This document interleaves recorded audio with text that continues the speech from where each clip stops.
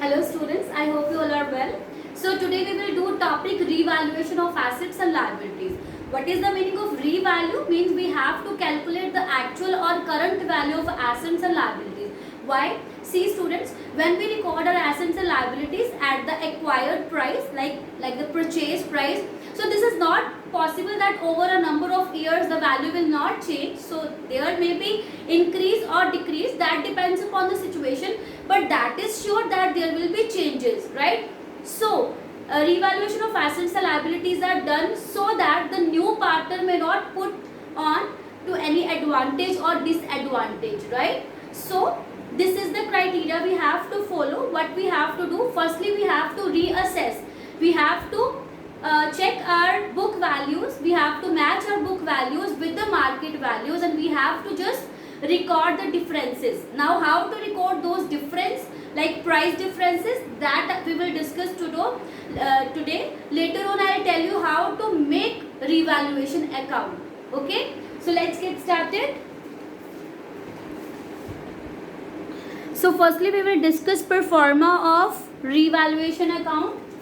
So I'll just make it. Firstly you have to write revaluation account, because this is account, so it will be prepared in a T format, right?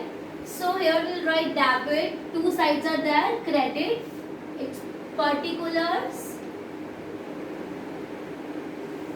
amount, in rupees, in thousand, in lakhs, whatever is given there. Again particulars, its pro forma is very simple, amount, in rupees, in lakhs, whatever is given, right? Now what we have to do, see, if the assets are decreasing, then we have to record that on the debit side. But we have to write to decrease in asset. So suppose if furniture is decreasing, then you have to write to furniture only, not decrease in furniture, because this side will specify that the furniture has decreased, right? To furniture account. Now I'll tell you the logic behind why we record that on the debit side, why not on the credit side. See students, when any asset is to be created, then what is the journal entry? Suppose furniture we have purchased. When furniture is purchased, it means we are creating our fixed asset. So according to real account, whenever any fixed asset is to be created, it is to be debited. So we will just write furniture account debit, right, to cash, for example. Now if the value is decreasing, means when we are selling our furniture, then we credit it. The credit means the value is decreasing, right? Same here. See, if the furniture has decreased, then we have to credit it. Then what we have to debit? Revaluation. This is very simple.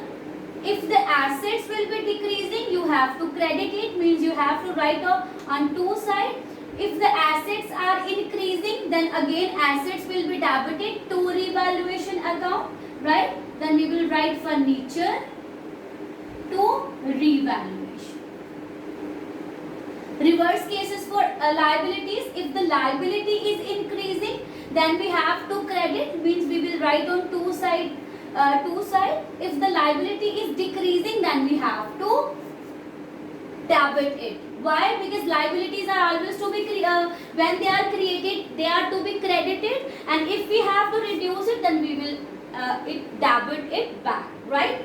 So all the assets, when it will be decreasing, we have to write here two, right, two side, and if the asset is increasing, then we have to write here by increase in asset, right? You're understanding that this is very easy, very simple.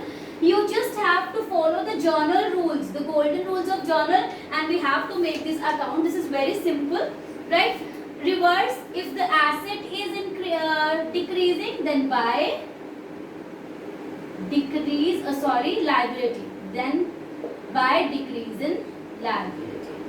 And if liability is increasing, to increase in liability. So this was the case of increase and decrease. Sometimes students, we just omit to record any asset or liability. Suppose we have purchased furniture but we omitted to it is omitted to be recorded, means we forgot to record it. You know that if we forgot to record, then we have to create our asset. It means our asset has been increasing. Then asset, if asset is increasing, then again you have to, we will write here unrecorded asset. To unrecorded asset. Why? Because asset, sorry students, we will write here by, because increase in asset we are writing here on the credit side, then by unrecorded asset.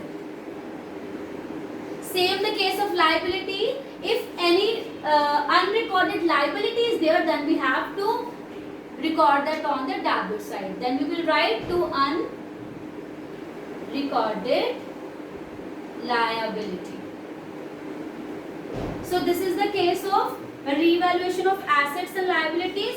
If our credit side means increase in asset side is more than the debit side, it means the company is having profit from revaluation.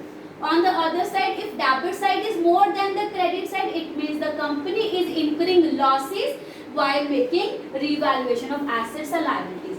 And that profit or loss of revaluation will be shared by the remaining partner. Remaining means except new partner, all partners will share according to old profit sharing ratio.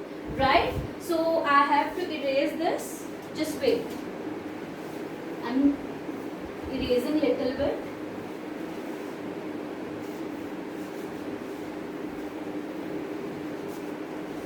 Suppose this side is more, means credit side is more, then you have to write to profit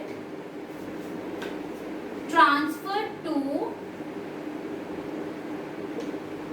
A, B, C, whatever partners are there in old profit sharing ratio. See student, whenever revaluation profit or losses are there, whenever any reserves are there which are related with, which means which is connected with our old partners only, which is due to the efforts of old partners only, so those will be shared by old partners only, right? So new partner will not share any part of this profit or loss, right?